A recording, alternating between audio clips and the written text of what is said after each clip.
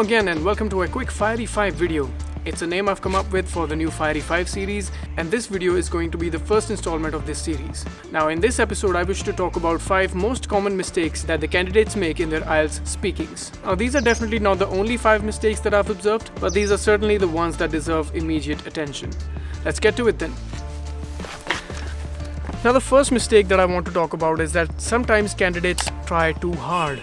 I've had some students ask me whether they should touch the examiner's feet out of respect when they greet them, or whether they should go to the interview in a complete formal attire.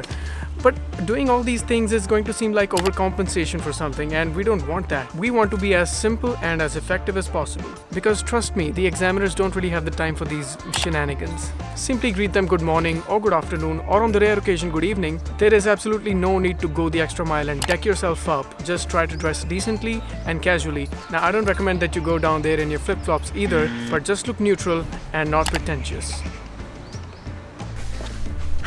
Secondly, sometimes the candidates cram up the answers, particularly the cue card solutions. Now I know that everyone has access to a certain PDF file that has all the questions and all the cue card topics that might come up in your IELTS interview. It's definitely good to have it handy if you're facing difficulties in some of the topics, but if you think that it's a good idea to learn the answers from that file, then you're terribly mistaken. Don't get me wrong though, some of the answers in that file are good, even acceptable, but the rest of them are complete and utter bullshit.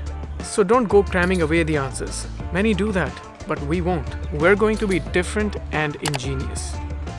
Try to be honest in your approach as much as possible so that there is authenticity in your body language and your tone of voice. Also, when you're honest in your answers, not every answer has to be a positive answer, which brings me to my next point. Don't be a yes man. I cannot stress this enough. This is really important. Almost all of my students initially say yes to all the questions that I ask them in the mock interviews. Do you like reading books? Oh yes, I love reading books. If given a chance in the future, would you like to become a celebrity? Oh yes, I would love to become a celebrity, yes. Are you a peanut? Indeed I am, and I love being a peanut.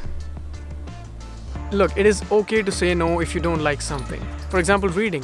The examiners can tell they have scored 9 bands in all 4 modules in academic IELTS. Trust me, they can tell when you're lying. So never shy away from saying no as an answer if that's how you truly feel about something, but make sure that you have the reasoning to back up your answer. Also, sometimes the candidates say yes even when it's not required. You're supposed to say yes or no if it's a yes or no question, but some candidates say yes to questions where they've already been given a choice. Do you like reading newspapers or magazines? Yes, I like reading magazines, not newspapers. Okay. So do you live in a house or a flat? Yes, I live in a house, not a flat. Don't make this mistake. Listen carefully to the question. Try to notice whether it is a yes-no question or not. Now, the next mistake that the candidates make quite often is saying obviously as their answer. And this could potentially cost you your bands. Saying obviously as your answer renders the examiner's question irrelevant and makes them feel really insulted and disrespected. Let me explain. If you ask me, do you enjoy making YouTube videos? And I go, oh yes, obviously, I love making these videos. But the listener would interpret it as, yes, obviously, can't you tell by my effort and my passion? Another example would be, do you like eating meat? And the candidate would say, no, obviously not, I'm a vegetarian. As if the examiner was supposed to know this detail about you. What I'm trying to say is that this is an unintelligent and crude way to answer a question, obviously. Oops. There are better ways to assert your point. You can use words like definitely or indeed, but just try to steer clear of the word obviously. Certainly not the least, but the last mistake that I want to talk about is the usage of the word you.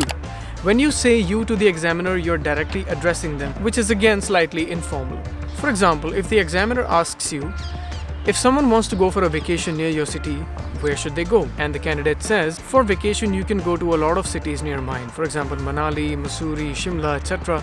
You can do a lot of sightseeing in these cities, and you can also enjoy the majestic beauty of the Himalayas. Since we're going to keep our speaking very formal, we will replace the word you with one. Yes, one. So the corrected answer would be, for vacation, one can go to many cities near mine like Manali, Shimla, Mussoorie, etc. One can do a lot of sightseeing in these cities and also enjoy the majestic beauty of the Himalayas. Putting it like this makes your answer much more formal and in a way a little more polite as well. And we must always strive to have these two qualities in our speakings. Well, that's all I had to share with you all today. I shall take your leave now. If you found this information useful, consider subscribing and please share this video with someone who is planning to take their IELTS test. Thank you so much for watching. Stay inspired and have a lovely day. Bye-bye.